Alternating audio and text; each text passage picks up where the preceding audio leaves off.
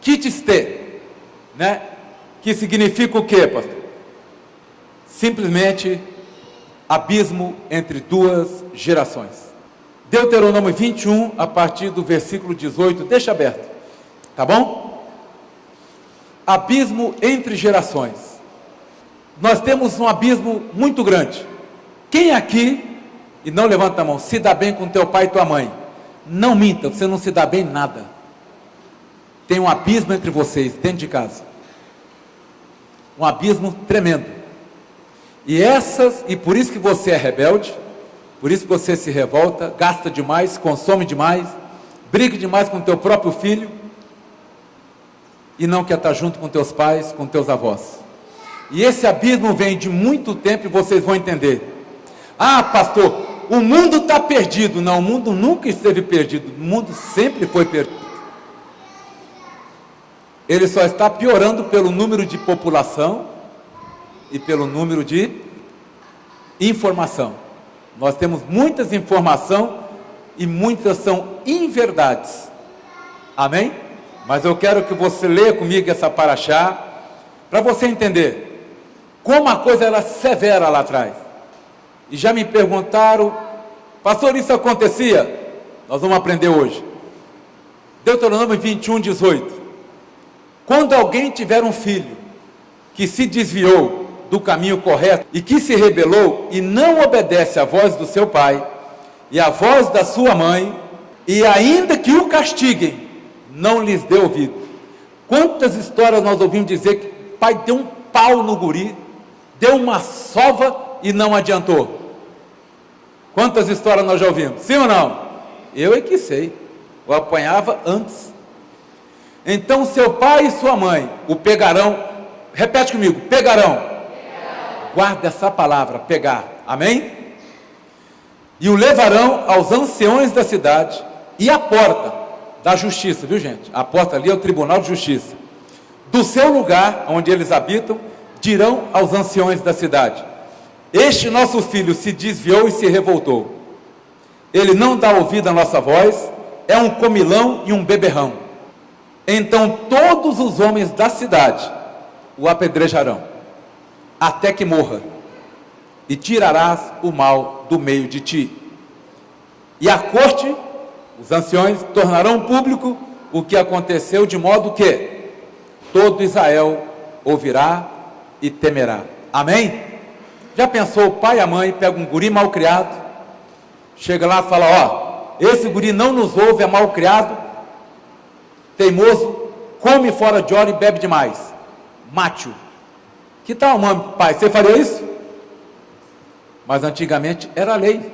Deuteronômio é uma lei que Deus determinou: leva esse guri e o apedreje. Amém?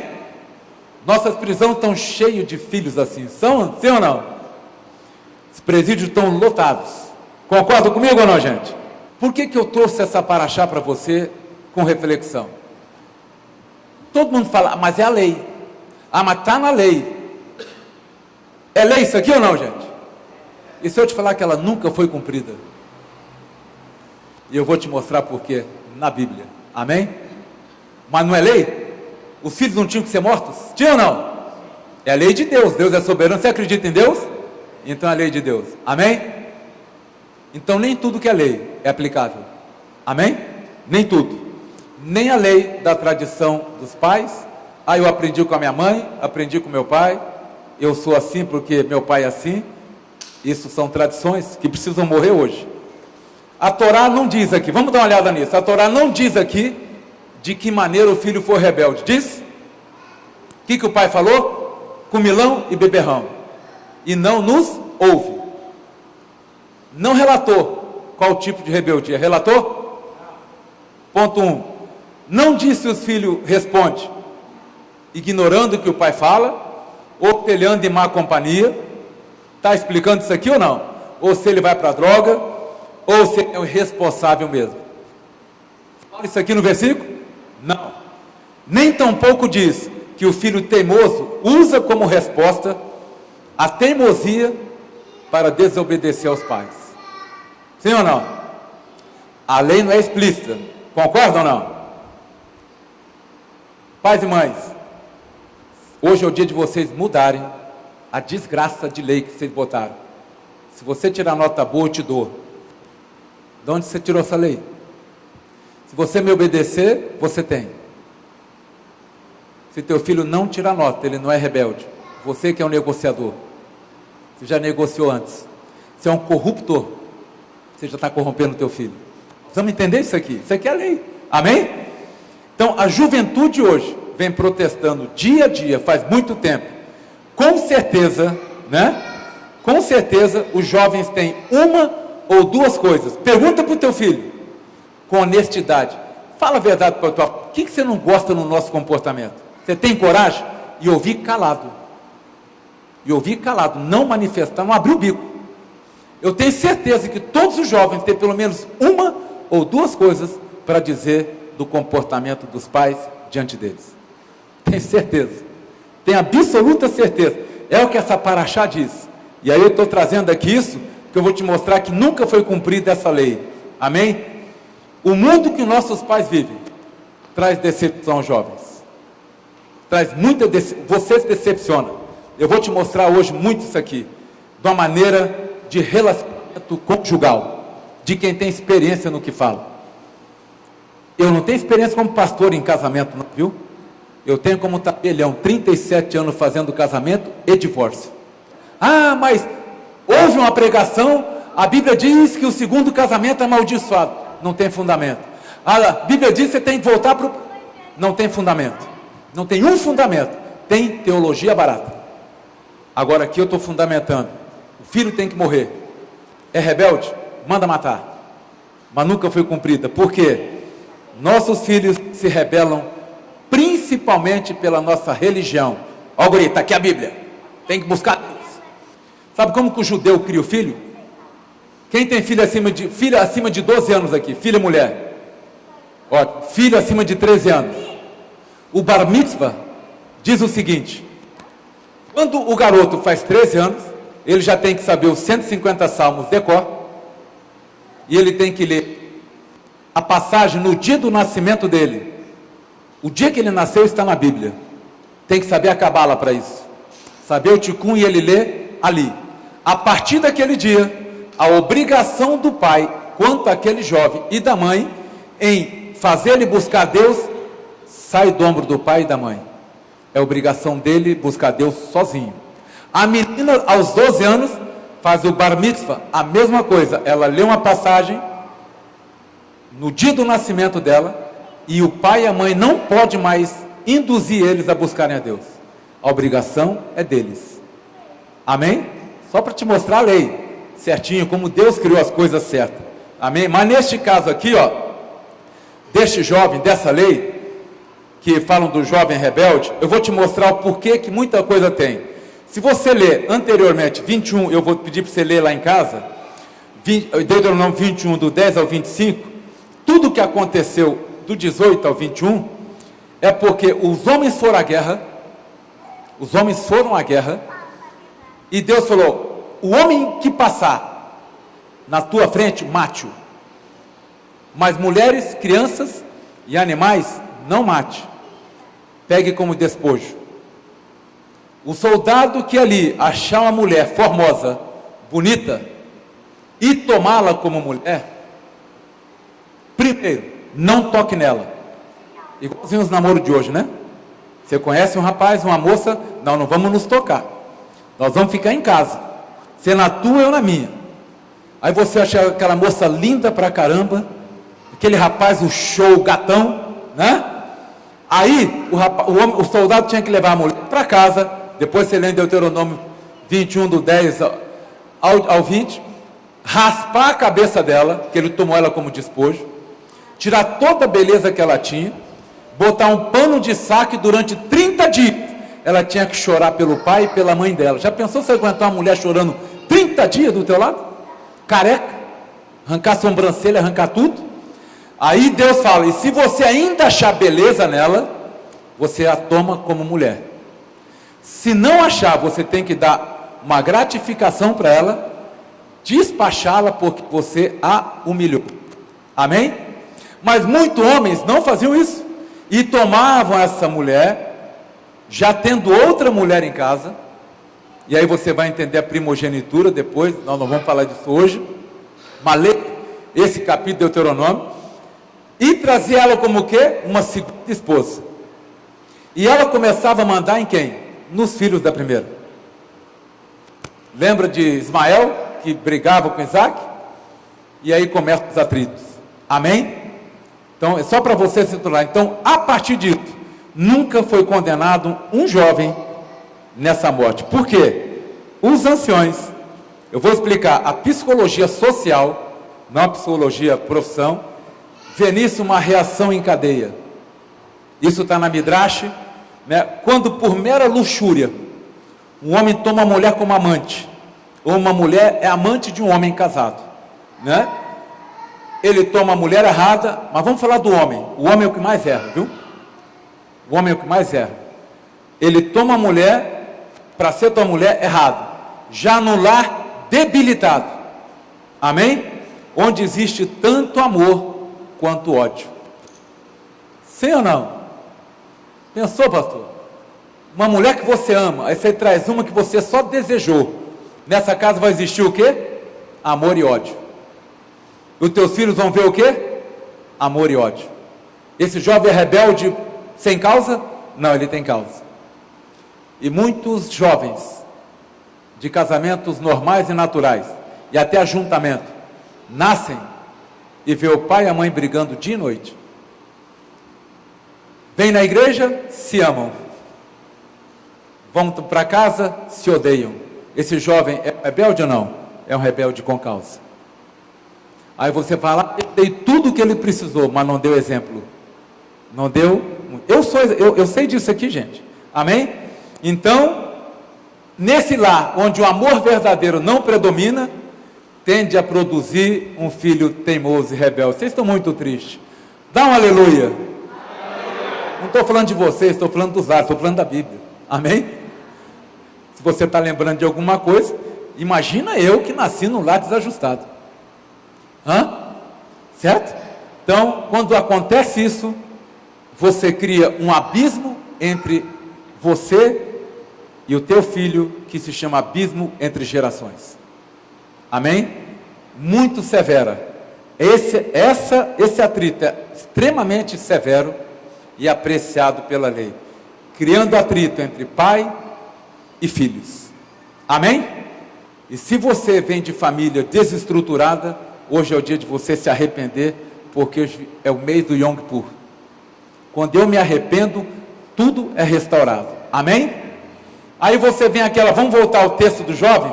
Aí vem, pastor, e aí, matava os filhos? Eu já disse que não, né?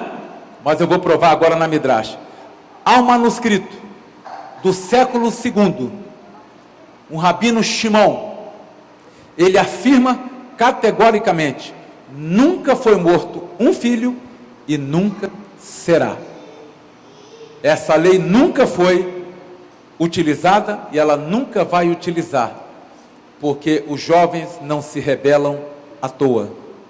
Sempre há uma causa no lar desestruturado, e você está aqui hoje para estruturar a tua vida de uma vez por todas. Se você é casado 2, 3 vezes, você vai se arrepender hoje nessa ceia, e você vai estruturar para trás tudo o que ficou. Você vai consertar o caminho antigo. Amém? As veredas antigas. Você crê nisso ou não? Amém. Ah, pastor, por quê? Porque os rabinos, os anciões, eram rabinos. Quando os pais traziam lá para o tribunal, eram os rabinos que julgavam. E eles não aceitavam o fato de que o filho deveria ser o único responsável pela rebeldia. Sabedoria, sabedoria, né? Eles não aceitavam, eles avaliavam, faziam questionamento aos pais. Então o pai, eles falavam, então esta é uma geração teimosa e rebelde. E provavelmente, tudo isso eles falavam para o pai, é reflexo de determinadas atitudes da sociedade que esse jovem foi criado. E os pais perdiam o chão, sim ou não? Né? Assim, olha a sentença.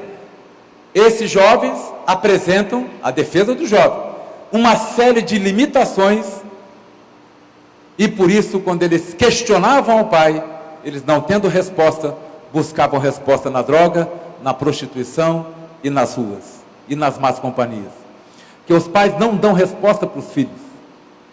Um pai muito rico vai perdendo o patrimônio, ele não fala para os filhos que ele não tem mais, continua a dar a mesma vida que ele dava. E a hora que quebra, o filho se rebela, porque, e aí? Velho mentiroso, gastou com o quê? O pai vai explicar o quê? O filho vai pensar o que quiser do pai. Nós precisamos mudar isso como cristãos. Amém? Uma Mishnah, para você entender. Se a mãe não serve para o pai, lembra o soldado que buscava uma mulher só por olho? Lembra ou não, gente? Você acha que ela serve para ser uma boa mulher? Eu pego na guerra, tomo uma mulher, e ela podia ser casada, viu? Essa mulher podia ser casada com outro. Se o soldado vencedor gostou, era a mulher dele.